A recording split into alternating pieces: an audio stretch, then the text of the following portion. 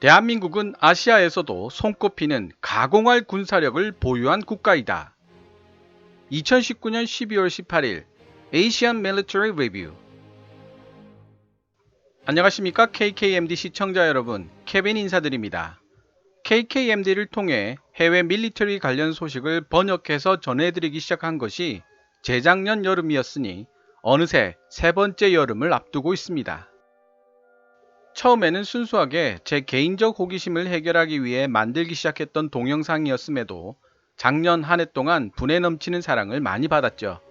하지만 일부 시청자들의 좌우를 따지는 정치 논리가 끼어들고 대중들의 호기심을 자극하는 주제보다는 시청자 여러분들께 유익한 지식들을 좀 더 알려드리고 싶다는 제 개인적 소신 때문인지 작년보다 구독자 수는 늘었지만 조회수는 줄어든 현실을 맞이하고 있습니다.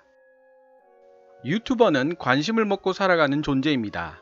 조회수를 올리기 위해 온갖 자극적인 제목과 국뽕으로도 표현되는 과도한 민족주의 감성으로 도배한 밀리터리 영상들을 보고 있으면 개인적으로는 강한 거부감을 느끼는 편입니다만, 유튜버 본인이 아무리 좋은 주제라고 생각해도 시청자들이 외면하는 주제는 결국 잊혀지기 마련이라는 생각이 듭니다.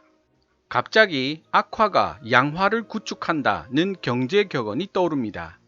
통제가 이루어지지 않는다면 품질이 좋은 상품은 시장에서 퇴거하고 품질이 낮은 상품만 남게 된다는 의미의 격언이죠.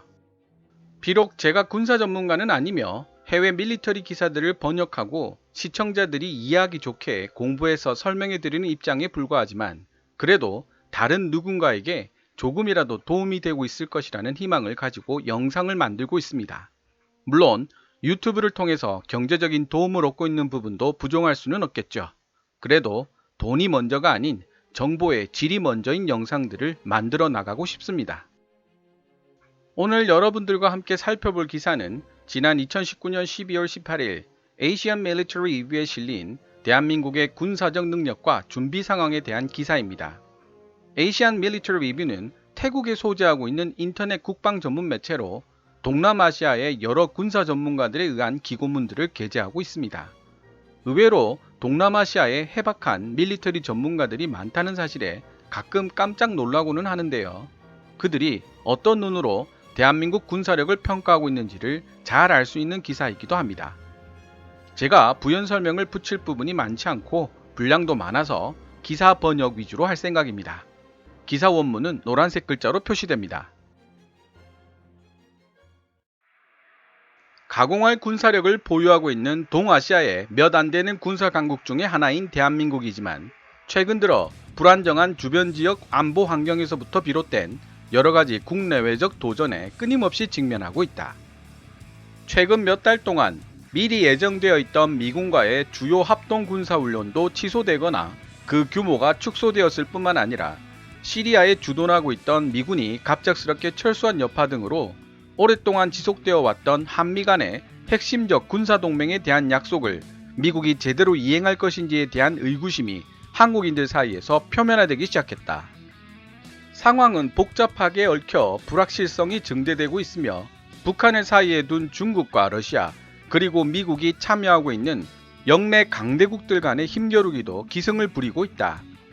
대한민국은 적대적인 북한을 상대하면서 미국과의 이야기도 진행시키고 있는 듀얼 트랙 협상을 벌이고 있는데, 이 과정에서 일본과의 긴장마저 고조되고 말았다.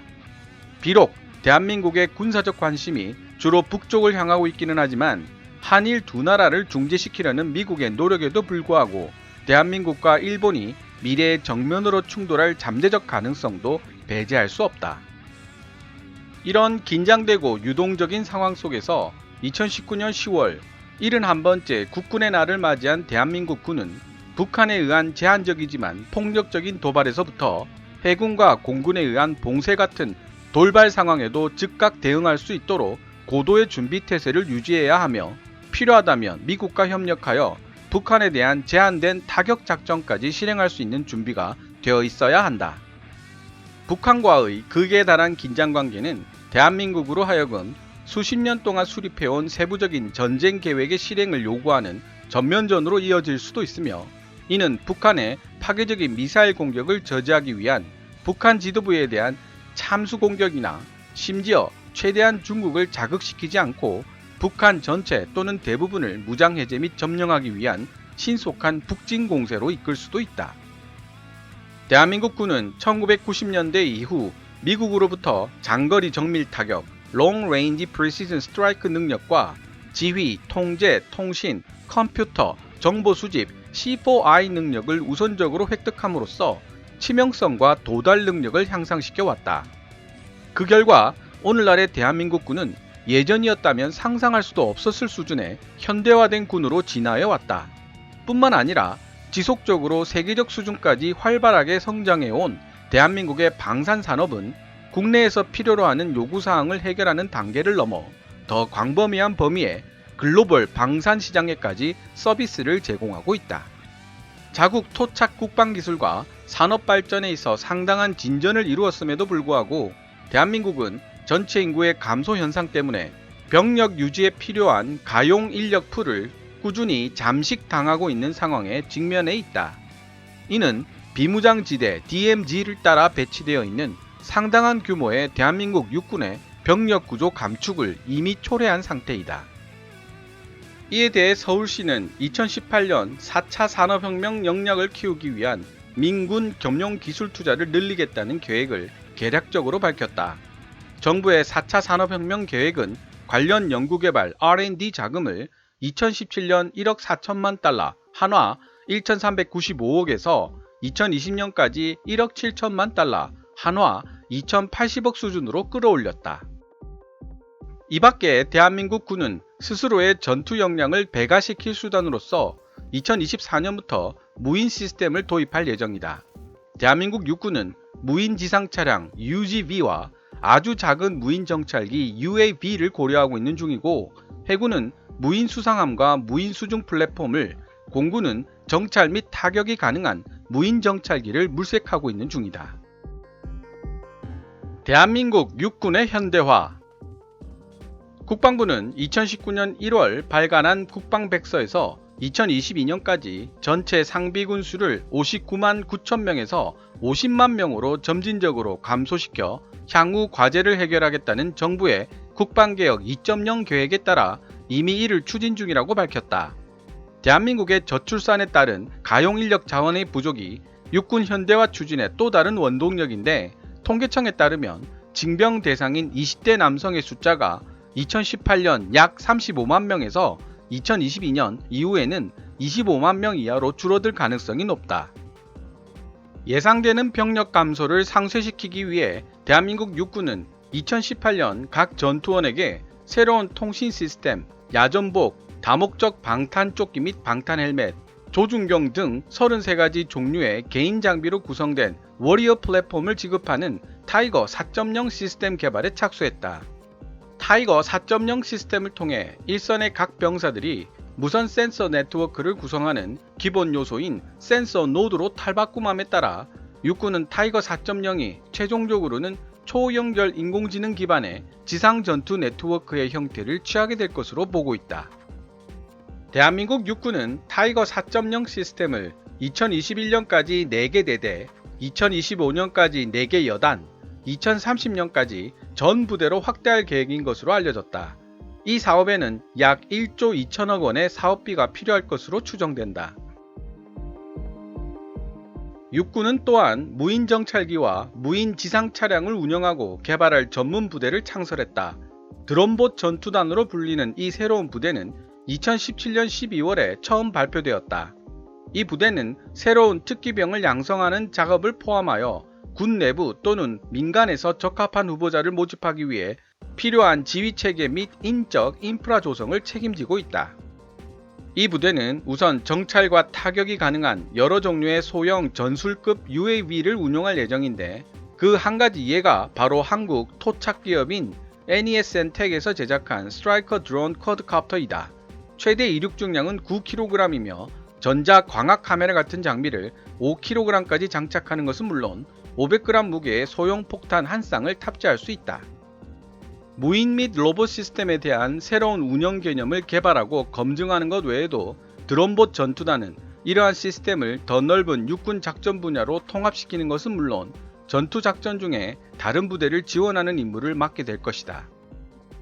대한민국 육군은 또한 북한의 최전방 포병 진지를 신속하게 파괴할 수 있도록 선제 타격 능력을 키우고 있다. 미래에 있을지도 모르는 무력 충돌의 초기 단계를 대비한 미사일 3축 체계 개념을 중심으로 국방과학연구소와 하나디펜스가 개발한 장사정포 킬러로 알려진 한국형 전술지대지 유도무기 KT-SSM과 같은 무기를 실전 배치하고 있다. 국방부는 KT-SSM 미사일 4발이 고정된 지상 발사 플랫폼에서 거의 동시에 발사될 수 있도록 설계되었다고 밝혔다. 연합뉴스는 대한민국 육군의 발표를 인용하여 KT-SSM은 170mm 자주포와 240mm 방사포 발사 시스템을 보호하고 있는 적의 터널을 타격할 것이라며 이들 포병진지 대부분이 비무장지대와 국경 주변의 섬 연안에 배치되어 있다고 전했다. 연합뉴스는 또한 북한의 KN-09 300mm 로켓포와 스커드형 화성 569 탄도미사일을 수용하고 있는 더 규모가 큰 고정시설을 무력화시키는데 KT-SSM-2로 알려진 신형 미사일이 사용될 것이라고도 보도했다. 마지막으로 한국이 만든 토종 탄도미사일인 현무 시리즈는 북한의 핵무기와 다른 대량 살상 무기들을 파괴하는 데 사용될 것이다. 현무 2A는 최대 300km, 현무 2B는 최대 500km, 최신형 현무 3C는 최대 800km 사정거리에 있는 목표물까지 타격할 수 있는 것으로 파악되고 있다. 첨단화된 선진 대한민국 공군. 대한민국 공군은 오랜 기간에 걸친 지속적인 조달 사업의 결과로 방공, 타격, 정보 감시 및 정찰, 항공 수송 능력 등 모든 영역에서 최첨단을 달리는 선진 공군으로 재탄생했다. 최근 문재인 정부의 대북 관계를 향상시키려는 노력에도 불구하고 지속적인 북한의 위협에 의해 대한민국 공군의 현대화 작업이 주도되어 왔다는 사실은 아이러니하다. 2014년 이후 충분한 자금 지원으로 뒷받침되고 있는 대한민국 공군력에 대한 지속적인 현대화 계획은 앞으로도 계속 긍정적인 방향으로 이어질 것으로 보인다.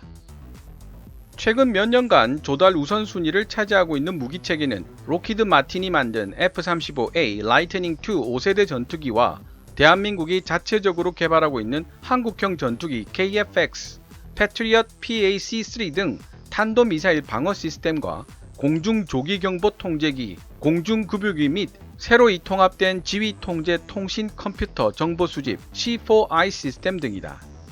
40대의 F-35A는 대한민국 공군의 노후화된 F-5EF와 F-4DE 팬텀을 대체하기 위해 시작된 FX 프로그램의 3단계 과정으로 계약되었다. 8대가 11월까지 인도되었으며 2021년까지 40대 모두가 인도되어 배치될 것으로 보인다. 한국 정부는 또한 FX 프로그램 2단계 요건에 따라 20대 추가 전투기에 대한 선택권을 행사할 예정이다. 대한민국은 KF-X 프로그램 개발을 위해 인도네시아와 제휴를 맺었으며 2020년대부터 대한민국 공군의 KF-16을 대체할 합리적인 가격의 5세대 전투기를 생산하는 것이 목표다.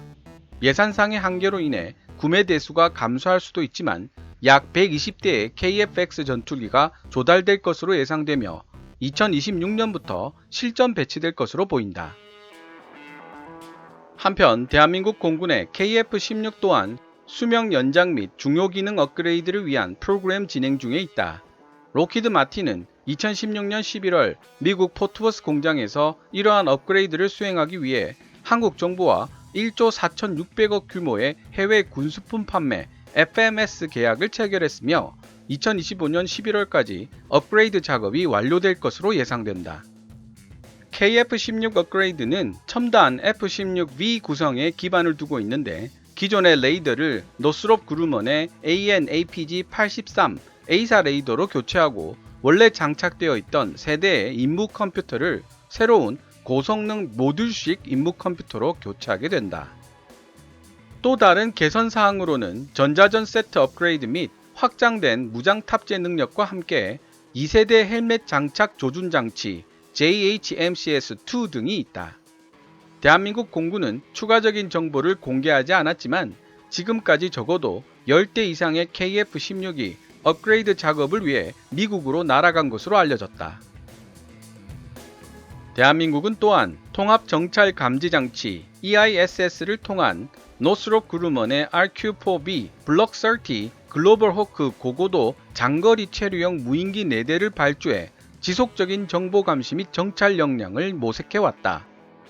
통합 정찰 감지 장치에는 전자광학 적외선 장치와 합성 개구 레이더, 지상 이동 표적 지시기, 감청과 영상 정보 수집을 위한 비밀 정보 수집 패키지 등이 포함된다. 글로벌 호크는 당초 2017년부터 납품이 시작돼 2019년 6월까지 완료될 것으로 예상되었다. 그러나 대한민국의 방위사업청은 2018년 4월 미국이 해킹 방지 및 사이버 보안 조치를 추가로 설치하는 바람에 납기가 연기되고 있다고 발표했다. 2020년 5월 현재 2호기까지 대한민국 공군에 납품되어 있는 상황입니다. 이와는 별도로 대한민국은 대한항공 항공우주사업부에서 국방과학연구소를 위해 제작한 시제품과 함께 한국형 무인 시스템 KUSFS 중고도 장거리 체류용 무인기 사업을 추진하고 있다. KUSFS는 미국 제너럴 어토믹사가 만든 MQ-9 리퍼 무인기와 동급의 성능을 지니고 있으며 날개 아래 4곳의 무장 장착점과 기수 부분에 전자 광학 적외선 센서 포탑, 위성 통신 장비 등을 특징으로 하고 있다. 각 한국형 무인 시스템 KUSFS는 3대에서 5대의 무인기와 지상 제어 시스템, 그리고 관련 지상 지원 장비로 구성된다. 대양 해군으로 변신하고 있는 선진 대한민국 해군. 1980년대 중반까지 대한민국 해군은 진정한 의미의 대양 해군 능력을 가지고 있지 않았으며 본질적으로는 소형 호위함과 경호위함으로 구성된 해안 방어부대였다. 그러나 오늘날의 대한민국 해군은 이지스 유도 미사일 구축함, 공기 불요 추진 체계 AIP 잠수함 및 현대식 강습 상륙함을 포함한 이 지역에서 가장 선진화된 함대들 중 하나를 운용하고 있다. 이러한 대한민국 해군의 변신의 원인은 중국이 해양 강국으로 부상하는 가운데 미국이 이 지역에 가장 강력한 해양 세력으로서의 위치를 유지할 능력이 있을지에 대한 우려가 나타난 2000년대 초반으로 거슬러 올라갈 수 있다. 중국과 미국 사이의 패권 경쟁에 대한 불확실성과 만약 미군이 한반도에서 완전히 철수한다면 중국이 동북아에 맹주 노릇을 할 수도 있다는 우려로 인해 대한민국의 국방계획 입안자들은 이후 군 예산 편성 시 해군 확장에 필요한 예산 증액에 우선순위를 두기 시작했다. 대한민국 해군의 대양화는 135m 길이의 유도미사일 구축함인 광개토 대양함 KDX-1급의 등장과 함께 시작되었는데 이들 중 첫 번째는 1995년 6월 대우조선 해양이 진수하고 1998년 7월 취역하였다.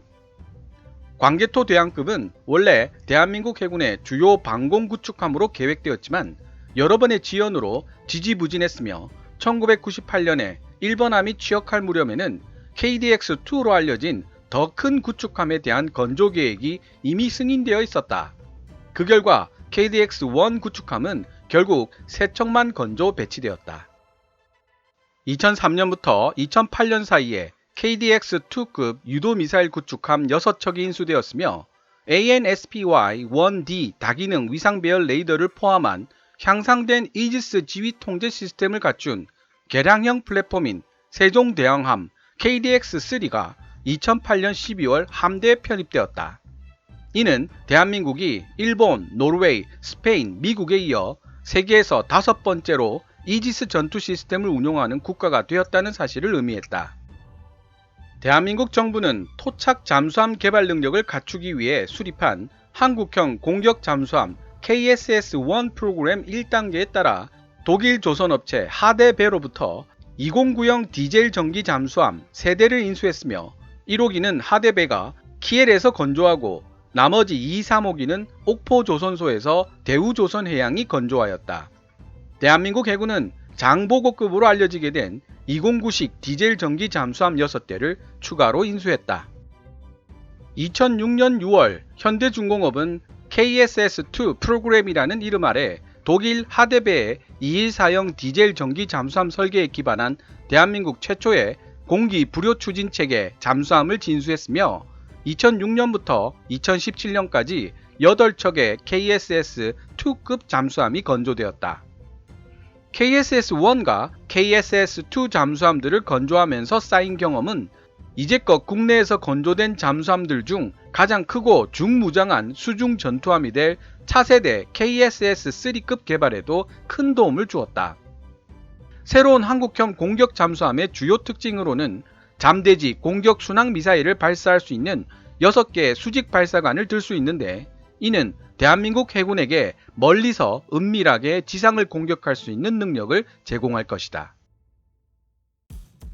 최초의 KSS-3급 디젤 전기 잠수함인 도산 안창호함은 2018년 9월 현대중공업에 의해 진수되었으며 2020년 후반기에 대한민국 해군으로 인도될 것으로 예상되는 가운데 이미 해상시험에 착수했다. KSS-3 2척이 추가로 건조 중이며 총 9척이 2029년까지 취역할 예정이다. 지금까지 2019년 12월 18일 Asian Military Review에 게재된 기사를 번역해 보았습니다. 서두에서 말씀드린 대로 추가적인 보충 설명을 드릴 생각은 없습니다. 다만 다른 아시아 국가들이 볼 때 비교적 짧은 기간 동안 대한민국의 군사력은 경이적인 발전을 거듭한 것으로 평가되고 있다는 사실을 알 수 있습니다. 특히 많은 비용이 들어가는 첨단 공군과 대양 해군으로 성장했다는 사실에 대해 많은 부러움을 표하고 있다는 사실을 알 수 있습니다. 드라마와 K-팝으로 대표되는 문화 한류, 그리고 최근에는 방역 한류까지 동북아의 조그만 나라, 그것도 반토막까지 나 있는 대한민국이 만든 많은 제품과 문화가 세계로 퍼져나가고 있습니다. 방산 한류도 이제 기지개를 켜고 있는 상황이고요. 물론 전 세계 외신들을 읽다 보면 중국의 방산 수출도 무서운 기세로 성장하고 있음을 느낄 수 있습니다. 일본도 이제 법을 고쳐가면서까지 해외 무기 수출을 시도하고 있는 상황입니다. 지금까지 왔던 길보다 앞으로 가야 할 길이 더 험난해 보이지만 언제는 쉬운 적이 있었습니까? 우리는 그 어려운 일들을 해냈었고 앞으로도 해낼 수 있을 것입니다. 지금까지 시청해 주셔서 감사합니다. Kevin's Military Channel KKMD